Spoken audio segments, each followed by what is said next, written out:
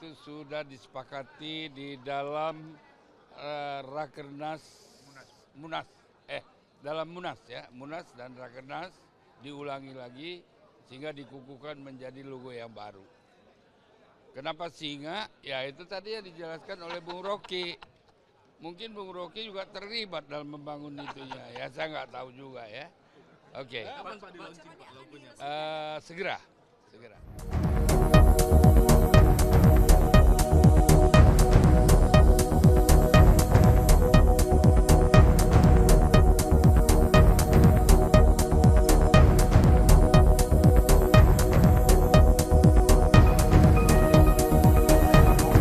Dalam kondisi yang tadi saya sebutkan secara ekonomi, mau Presiden Jokowi, mau bangga-banggakan dari 21,35% ke angka 16,6%. Kan tinggal di Sulawesi beberapa daerah sampai dengan Jawa sudah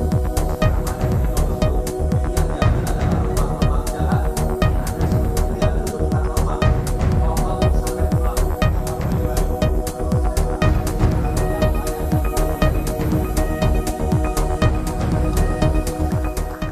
Saya diundang oleh Hanura bukan karena saya berteman dengan Pak Oso, tapi karena ada kebutuhan untuk mengkonsolidasi satu blok politik baru itu. Dan Hanura mengambil semua isu daerah untuk diucapkan secara nasional. Karena itu tadi saya bicara di forum bahwa Hanura benar hari ini. Dan benar bahwa hanya dengan menyatukan kekuatan daerah, NKRI itu bisa diselamatkan tuh. Dan hari-hari ini menjadi sangat relevan dengan krisis ekonomi global. Semua hal artinya kembali pada daya tahan daerah. Dan Hanura akan memperkuat wilayah-wilayah di daerah itu. Hanura berbasis di daerah, bukan kedaerahan. Oke? Inti pembicaraan yang saya sampaikan adalah mengenai harmonisasi antara peraturan pemerintah pusat dengan pemerintah daerah supaya tidak terjadi tabrakan satu dengan yang lain. Bagaimana para anggota DPRD itu merancang peraturan perundang-undangan atau membahas peraturan perundang-undangan di tingkat daerah dengan bupati, wali kota, dan gubernur supaya betul-betul merupakan peraturan yang diperlukan oleh daerah. Ya. Jangan terlalu banyak membuat peraturan sehingga menimbulkan tumpang tindih dan membuat pengaturan-pengaturan yang sebenarnya tidak perlu. Hal-hal yang dapat diselesaikan tanpa peraturan bisa diselesaikan dengan asas-asas umum pemerintahan yang baik.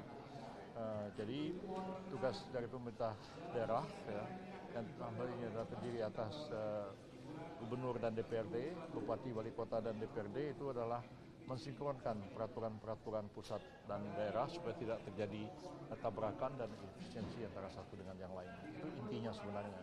Tapi dalam diskusi malah berkembang masalah parliamentary threshold dan presidential threshold sesuai dengan dua putusan Mahkamah Konstitusi. Nah, saya menegaskan bahwa terhadap presidensial threshold itu memang sudah tidak ada lagi, itu sudah diputuskan oleh Mahkamah Konstitusi. Tapi mengenai DPR pusat, nah threshold itu diserahkan kepada pembentuk undang-undang dengan pedoman jangan terlalu kecil, jangan terlalu besar dengan sejumlah pertimbangan. Dan saya memberikan satu usul bagaimana kalau sekiranya komisi-komisi yang ada di DPR itu diformalkan dengan undang-undang dan partai itu lolos threshold apabila dia dapat minimal memenuhi satu orang anggota pada tiap komisi yang ada di DPR. Nah, kalau sekarang ini ada 13, berarti harus ada 13 anggota DPR terpilih, maka dia melalui lolos threshold. Tapi kalau partai itu tidak mencapai 13, karena satu partai mendapat 8, partai satu lagi mendapat 7, kalau dia bergabung jadi 15, berarti sudah di atas 13, maka partai itu dapat membentuk fraksi gabungan di DPR, sehingga dengan demikian tidak ada lagi suara yang hilang.